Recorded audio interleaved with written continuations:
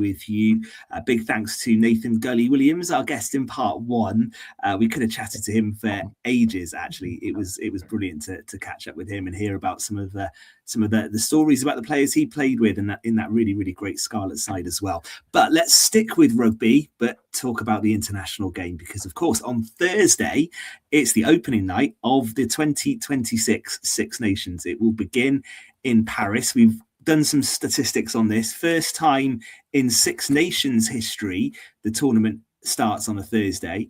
Last time we had a Thursday game for the start of the tournament was in the Five Nations in 1948. Gord, as a traditionalist, how are you feeling about this Thursday night rugby? I don't remember that game in 1948. I thought you covered it for the Milford Mercury, didn't you? That's a great start. I like these games at the weekends. They've moved them around a lot. France have experimented on Friday night as well, haven't they? Saturday and Sunday has been quite normal as well, but back in the day it was all played on Saturdays. But we've got to move with the times, I suppose, and the Irish will be delighted. It's a very long weekend in Paris. Not just for the rugby, I might add, Ben. They've had a bank holiday today in Ireland as well, so some serious prep going in. Fraser, I'm all for the Friday night games, actually. I think they're a great way to start the Six Nations weekend, really popular. When I first saw the Thursday thing, I thought I'd misread it, to be honest with you, because it just seemed quite a peculiar way to start this year's tournament. What was your view?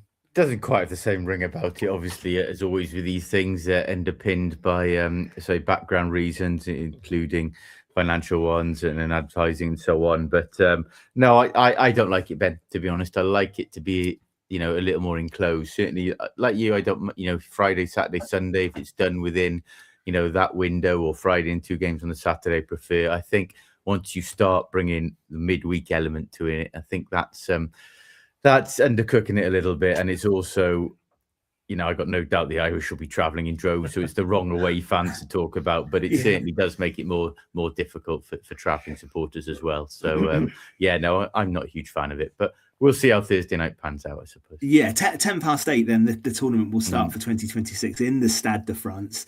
And is it fair to say this could almost be the tournament decider on the opening night? No. Gordon? No. Fraser? No. Tom?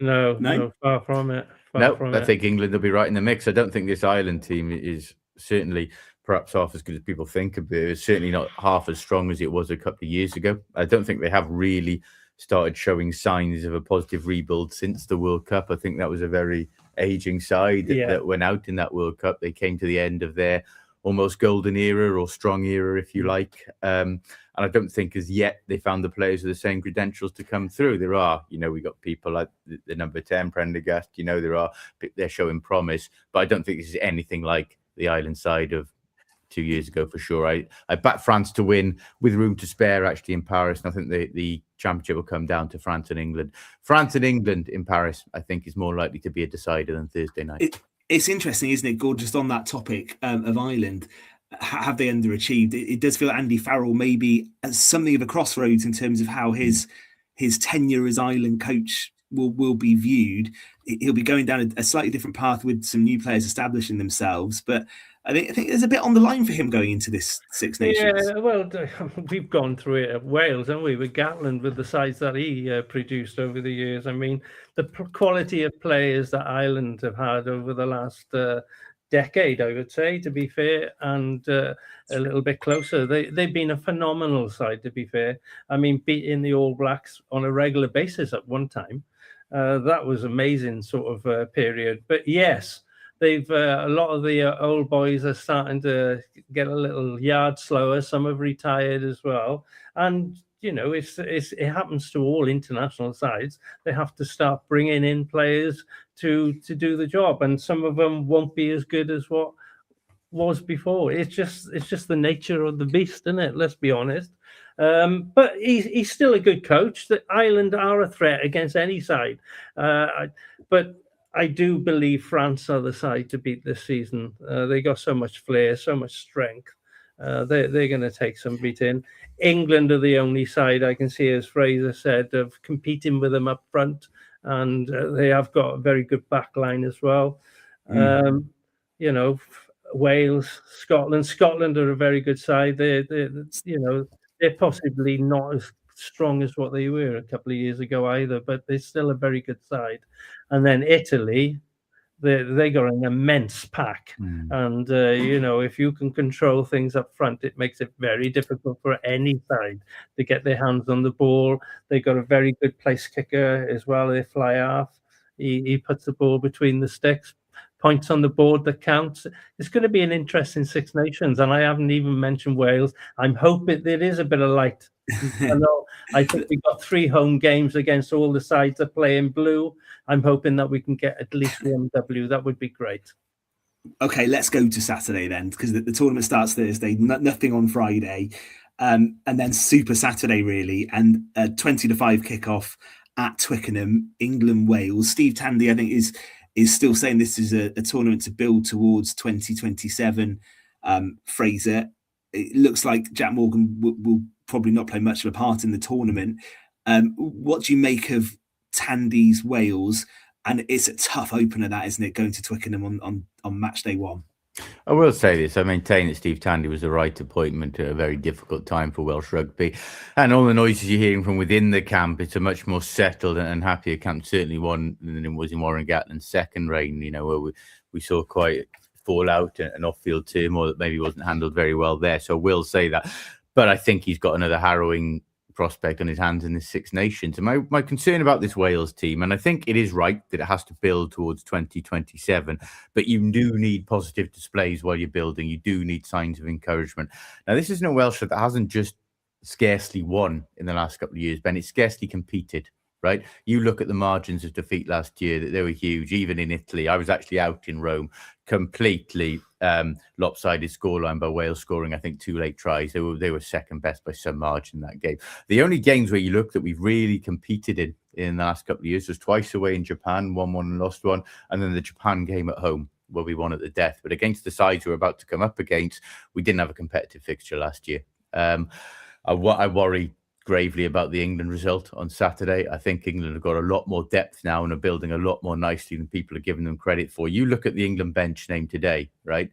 And then we talk about this argument whether Wales have the quality to sustain 4 competitive regions. Look at the Wales bench. Look at the England bench. Maro Itoje on the bench, the Lions captain. Luke Cowan-Dickey, a Lions hooker. You got Marcus Smith, mercurial at his best. Again, another British Lion. There were a couple of other names. Henry Pollock, the rising star of world rugby at the moment. There was one more as well. Tom Curry, again, another Lion. You've got 5 players there. It's interesting to say, Fraser, that they're resting some of their better players against Wales, which isn't great. Which is an equally damning point if true. Yeah. But the very simple fact, they've got those players to come on, and if Gordon is right, have the confidence to rest those players with the boys. They obviously have. The boys that are coming in.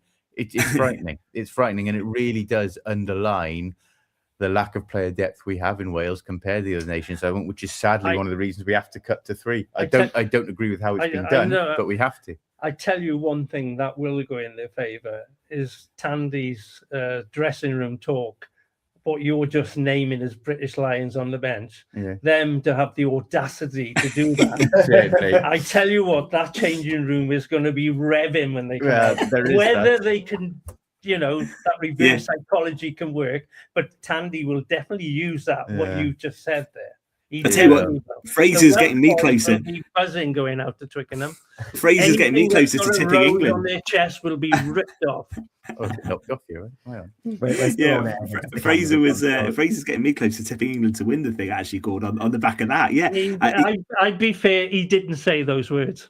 Well, I will. I'll say it now. We have all vowed to give it a prediction at the end of this. I will say it now. I think England will win the Six Nations. I think it's a team ready to take that next step now, and the next step would be winning in Paris. And of course, France have the Antoine Dupont factor back, and he's fully fit. A massive factor for them. But I think England will win the Six Nations, and I think Wales will get the wooden spoon. Well, okay, Fraser's gone there straight away. So Fraser's going an England win and Wales wooden spoon. I'll come to you last, I think, Gordon. Let's give Tom a best. let's give Tom a shout first.